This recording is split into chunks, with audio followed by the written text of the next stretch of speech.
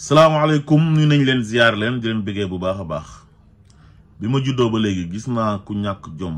ba tàyyi mais mosuma gis ku ñàkkee jom ni Abdou Mbow kiriku ak moromu waa APRam ñenn ci ñoom heure bii ngeen waroon a raser les murs di làqatu ndax ñaawteef yi ngeen def Sénégal ci 12 ans ñu jox leen réew ngeen sàcc suñu xaalis sàcc suñu suuf def fi ay détournement de deniers publics yu dul jeex ay malversation association de malfaiteurs faux usage de faux rey ay nit tëj ay nit illégalement arbitrairement waa ànd sàmm jikko yi ñëw indil leen proposition de loi pour ngeen criminaliser góor jigéen xoolu leen sax lan moo nekk ci proposition de loi bi commission ngeen ko yemale rejeté ko ba pare teg ci di leen saaga naan leen ay politiciens ngeen léegi ñii falu tey am ay dof benn dof bi dafa frustré parce que dafa jàpp ne moom bu gaa yi faloo Ousmane Sonko daf ko war di consulter jomb naa tudd turam parce que man dof moom man du ma wax ak moom bay tudd turam temps yi waxatuma ci moom daan naa wax ci moom au début mais léegi dama bàyyi wax ci moom quoi parce que ndofam gi daf kaa yóbbu ci reewaande goo xam ne léegi day saagaak gépp fu mu nekk nii bala maa dee nit ñi naan ay bu ko kenn tëj ak ay tabaskee ngi waaj a jot ak bu defee lu mu warte def nañ ko jàpp noq ko ci kaso bi reewaande rek moo ko dal dara dalu ko dafa xamadi dafa reew waaw loolu parenthèse la woon léegi moo paa bu perte boobu Matar Gueye nee nañ ñoo organiser manifestation xam nga Matar Gueye moom c'est un politicien encagoulé bu sañoon Macky Sall moo fiy toog ba léegi parce que système boobu moom ci la bokk te loolu moo ko arrangé ci lay amee dara waaye ñii dañoo fàtt fépp tëj bunt yi tëj robinet yi ku liggéeyul doo am dara ay tappale ñu lay jox xaalis loolu jeex na fi moo xam da ngaa yore ONG moo xam nga nekk journaliste wala nga nekk koo xamante ni daal da ngaa jàpp ne yow nit ku siiw nga dañoo war di tubb xaalis di la jox loolu jeex na tàkk ci Sénégal xaalis bi sénégalais yi lañ koy jox xaalis bi fu ñu ko war a def ngir sénégalais yëpp jëriñoo ko foofu lañ koy def incha allah léegi nag ñoom nee nañ ñoom ñooy xeex góor jigéen te seen xeex bi règlement de compte personnel la maanaam dañoo bëgg a jël mbiru góor jigéen ne dañ koy xeexee régime bii nii nga xam ne ñoom liñ fa bëggoon a am amuñ ko moo tax ñoom seen bopp la ñuy xeexal mais bu dee ànd sàmm jikko yi nag ñoom dañuy xeex boo xam ne xeex bu noobul la parce que dégg ngeen imam Babacar Sylla li mu wax nee na moom yorul kuréel goo xam ne kuréelu politique la képp ku bëgg a def politique na nga dem feneen waaye ñoom seen kuréel gi kenn du ko politiser te ñi fi nekkoon di waa APR dañ leen ko jox ñu rejeté ko léegi ñii nii ñëw ñu jox leen ko ñoom ñu téye ko ba pare waa ànd sàmm jikko yi ne leen ñëw leen ñu waxtaan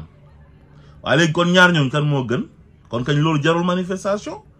ba pare ki rejeté woon loi bi di Abdou Mbow nekkoon assemblée nationale ci jamono jooju ba léegi nii sax ma nga fa nekkoon ci majorité bi foofu ci jamono jooju ñàkk jom ne moom day dem ci marché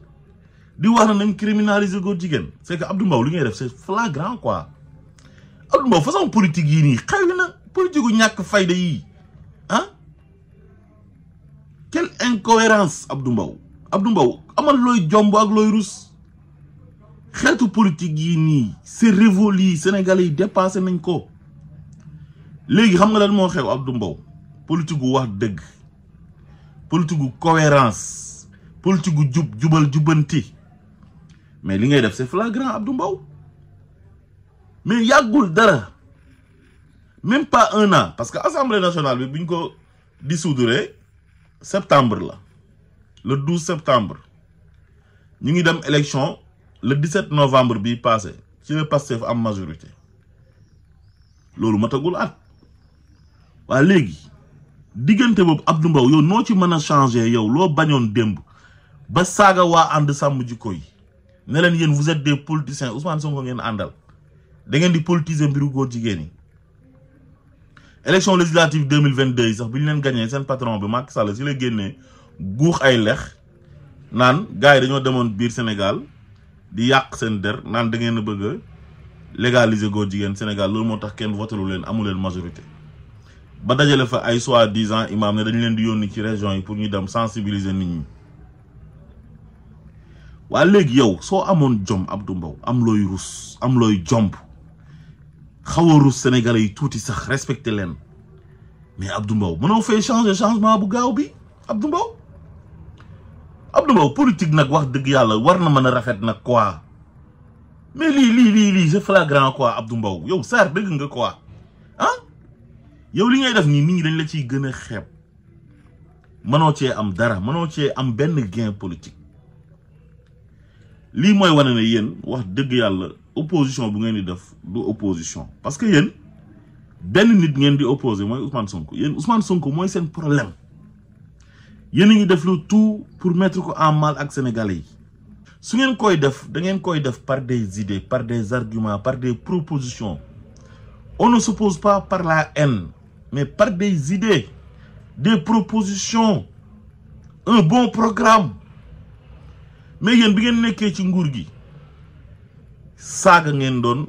diriger réew mi violence verbale violence physique ray nit tëj nit xas nit jiñ ay nit viol jiñ ay nit terroriste jiñ ay nit ay salafiste ak ay rebelle ak ay appel à l'insurrection yeeg ay atteinte à la sûreté de l'État ànd ak seen justice seen ay juge ay seen procureur ngeen di jàpp nit ñi di tëj di toroxal ut seen ay saagakat ñuy dal ci kaw nit ñi di leen saaga di yàq seen der